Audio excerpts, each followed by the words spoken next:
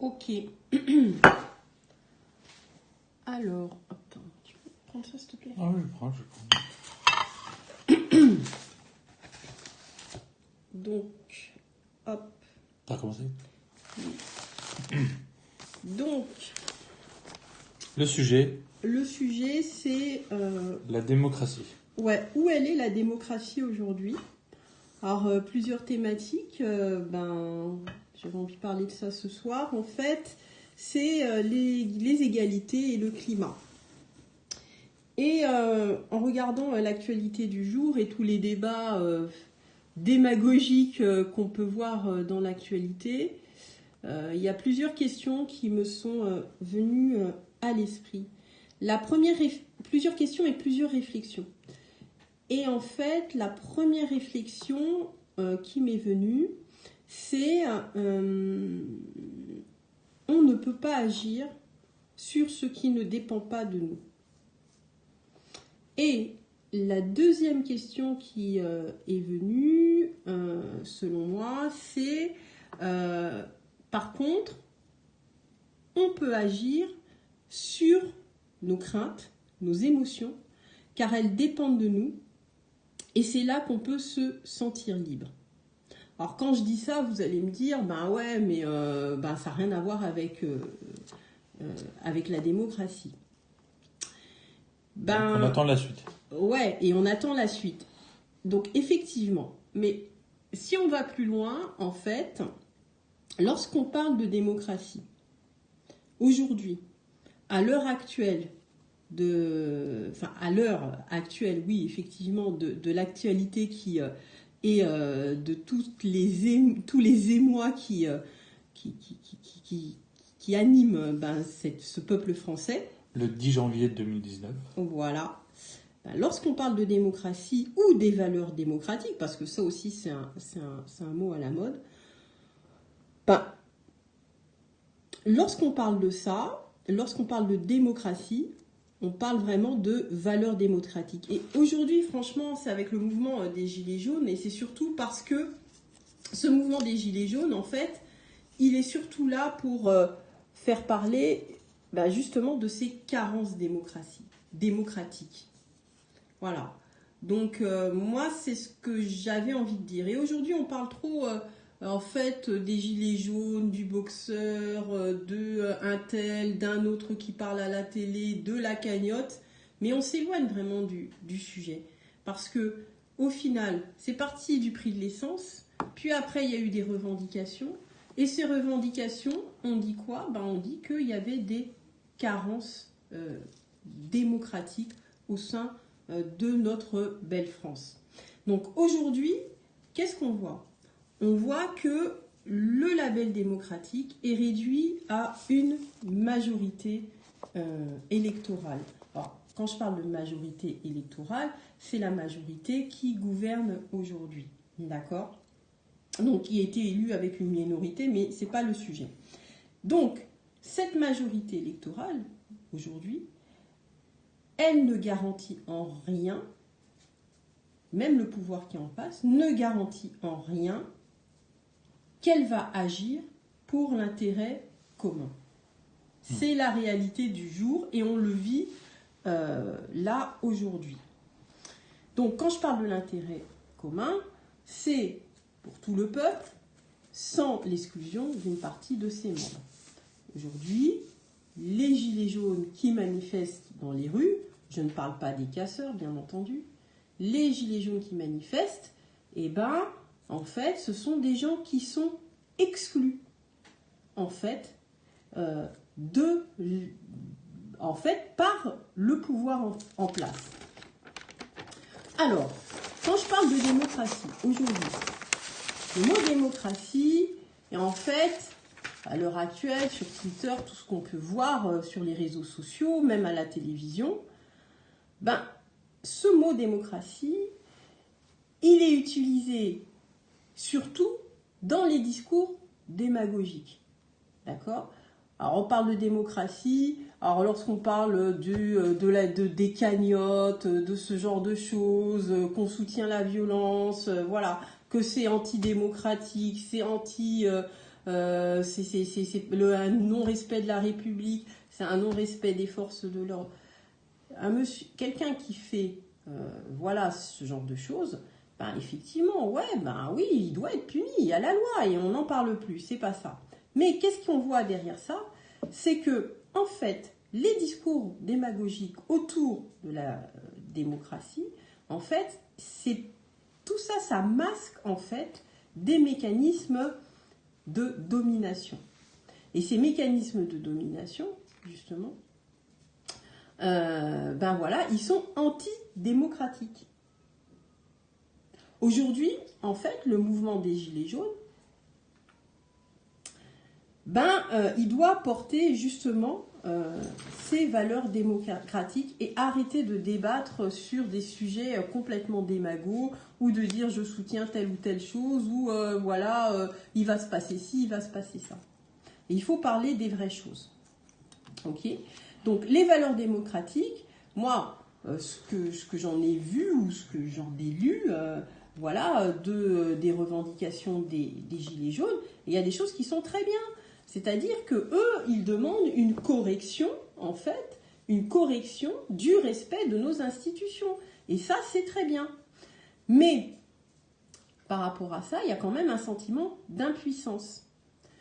Et le risque, en fait, avec toutes les démagogies qu'il y a aujourd'hui, c'est que, en fait, tout le monde, alors que ce soit des démagogies qui sont faites par rapport à une figure charismatique du mouvement, tout ça, en fait, fait que il y a des gens qui ne se sentent pas forcément concernés par le mouvement en lui-même, et où ils vont se sentir moins concernés, où ils vont se sentir moins impliqués.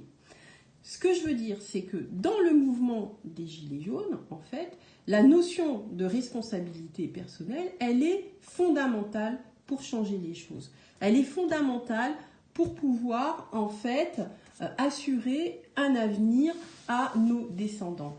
Je parle des revendications qui sont faites, sur tout ce qui est lié à la fiscalité, tout ce qui est la rentrée du référendum d'initiative et ce genre de choses. Oui, tout ça. Il faut revoir aussi la baisse de pourcentage sur les taxes relatives aux services des produits de première nécessité, de la fin des privilèges des élus et des non-élus. Enfin, il faut lutter vraiment sur tout ce qui est anti-démocratique. Et la notion de responsabilité personnelle, elle est vraiment fondamentale pour ça, pour changer l'avenir de nos descendants, de nos enfants, et de nos descendants pour aller plus loin, et aussi pour faire en fait honneur au combat que les anciens ont mené. Ça se passe samedi. Où ça se passe samedi. Non, où ça se passe samedi, là je suis en train de parler de démocratie. Pour l'instant, je parle en fait de démocratie. Je ne parle pas d'où ça se passe samedi ou ce genre de choses. Je recentre juste le débat.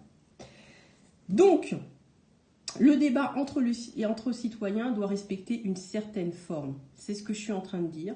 Et qu'il ne doit pas s'animer de quelconque violence, qu'il ne doit pas s'animer de quelconque haine, qu'il ne doit pas s'animer de quelconque discursif. Il ne doit pas s'animer de tout ça. Il doit s'animer en fait de quelque chose de raisonné. C'est-à-dire qu'il faut faire attention de ne pas tomber dans le mépris et qu'il ne faut pas tomber dans des préjugés de groupe, qu'il ne faut pas tomber dans des idéalismes douteux. Malheureusement, aujourd'hui, les Gilets jaunes, ils font l'objet de préjugés de groupe parce que, en fait, on stigmatise certaines actions qui ont été faites par des personnes, d'accord, et ça cache vraiment, en fait, les revendications des Gilets jaunes. Donc, le mouvement, aujourd'hui, doit cesser d'être clivant. Pourquoi ? Pour ne pas susciter l'indifférence. Parce que parce que les Gilets jaunes sont déjà à l'acte 9, en fait, ça se passe tous les samedis, voilà. Et chaque samedi, il se passe un événement qui fait que, le mouvement devient clivant et on s'éloigne on s'éloigne en fait des revendications importantes concernant les Gilets jaunes. Donc, une question que je me suis posée cet après-midi en regardant tout ça, c'est que il y a un pouvoir qui est en place. Et c'est un pouvoir, alors voilà, on ne va pas parler de la légitimité ou pas. Mais la question qui est venue, c'est est-ce que produire de la croissance économique tend à tuer la démocratie? Voilà. Aujourd'hui, le peuple français, en fait, sont des consommateurs passifs. Concrètement, les gilets jaunes, là, qui sont dans la rue, ce ne sont pas des consommateurs, puisque, finalement, ils le disent, voilà, on n'arrive pas à offrir des fleurs à sa femme en fin de mois, on n'arrive pas même à sortir au restaurant, ce genre de choses, on n'arrive pas à mettre... Donc, ce ne sont pas des consommateurs. Par contre, il y a une autre partie de la population française qui, eux, en fait, sont des consommateurs passifs et qui ne se sentent pas concernés par le mouvement des gilets jaunes. Et qui sont dociles finalement. Et les gilets jaunes, justement, si ils arrivent à être respectables dans leurs actions, ben justement, la pensée, la liberté d'esprit reviendra en fait sur la table. S'il y avait de la proportionnelle à l'Assemblée, t'aurais pas de gilets jaunes. Eh ben oui, il n'y aurait pas de gilets jaunes, je suis tout à fait d'accord. Mais le truc qui s'est passé, c'est que en fait, le gouvernement en place n'a pas les mêmes objectifs. Tout ça, c'est un problème d'étouffement. Un problème d'étouffement. C'est un problème d'étouffement par les pouvoirs en place. Il y a une majorité qui n'a pas les mêmes objectifs, et les objectifs de la majorité en place, c'est en fait la croissance économique d'un pays. Et la croissance économique déshumanise le politique. Et déshumanise le politique, c'est-à-dire la façon de gouverner le pays, et déshumanise aussi l'homme politique qui, voilà, en fait, doit mettre en place la politique. Et tout ça, en fait, tout ce système économique, il va desservir la démocratie. Il va desservir, en fait, le développement de soi, de chaque citoyen. Il va desservir à ce que chaque individu citoyen soit responsable. Il va faire en sorte qu'on devienne passif, qu'on n'ait plus d'esprit critique, qu'on ne pense qu'à consommer, qu'on ne pense qu'à son bien-être dans l'achat. Et c'est aussi ça. Parce que au-delà, bah oui, effectivement, faire respecter les institutions, faire respecter en fait tout ce qui est le droit à la parole, à l'expression, ça fait partie de la démocratie. L'esprit critique, le goût pour le dialogue. Regardez bien l'actualité actuellement, il y en a de moins en moins. Il y a peu de gens qui échangent sur les revendications des Gilets jaunes, si ce n'est que pour faire de la démagogie. Donc voilà. Et en fait, comment on peut s'imaginer que, en fait, les politiques actuelles se sentent, ou même ressentent, en fait, ou prennent en compte la souffrance des gens, si eux-mêmes, en fait, ils n'ont pas les mêmes objectifs que les Gilets jaunes, c'est-à-dire en fait le bien-être, voilà, le fait qu'on puisse pouvoir simplement vivre dans le pays. Comment c'est possible? C'est pas possible. Donc, et c'est ce qui manque à nos politiques, et c'est pour ça qu'on dit qu'ils sont déconnectés, parce qu'ils n'ont pas les mêmes objectifs que nous. Ils ont des objectifs comptables. Voilà, ils ont des objectifs comptables, et ils répondent aussi à une commande. Donc voilà, c'était le débat du soir, 15 minutes, il est tard, donc j'espère que vous écouterez ce débat et que en fait vous réfléchirez, parce qu'il faut arrêter de parler des sujets démagogiques et parler vraiment du fond. Du fond, des revendications, de la mise en place d'un avenir. Parce que lorsqu'on voit l'action qui a été faite pour le climat, qui a...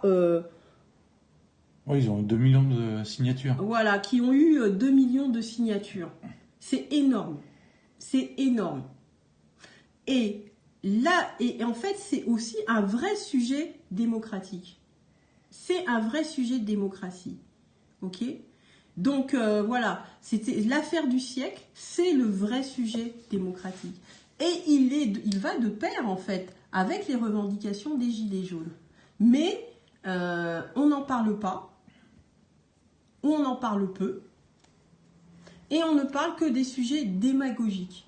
Pourtant, ces deux sujets, les revendications des Gilets jaunes, l'affaire du siècle, sont liés. Ah oui, c'est l'avenir de chacun. Hein. C'est l'avenir de chacun, de tous. Au-delà de l'économique, hein, au-delà de, voilà, est-ce que je vais mettre de l'essence dans ma voiture ? Ça va bien au-delà. Donc j'espère que vous réfléchirez sur ça. Moi, j'ai réfléchi là-dessus aujourd'hui. Donc voilà, les hommes politiques qui sont... les hommes politiques ou le pouvoir en place lorsqu'il est avile, quelle que soit la politique qui soit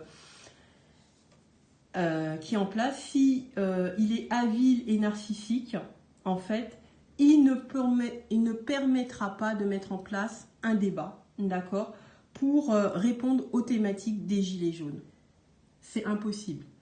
Ils s'écoutent parler, ils n'écoutent pas les revendications des autres. Ils s'écoutent parler, ils font de la démagogie et ils parlent entre eux. C'est tout. Mais on l'a bien vu dans les débats avec...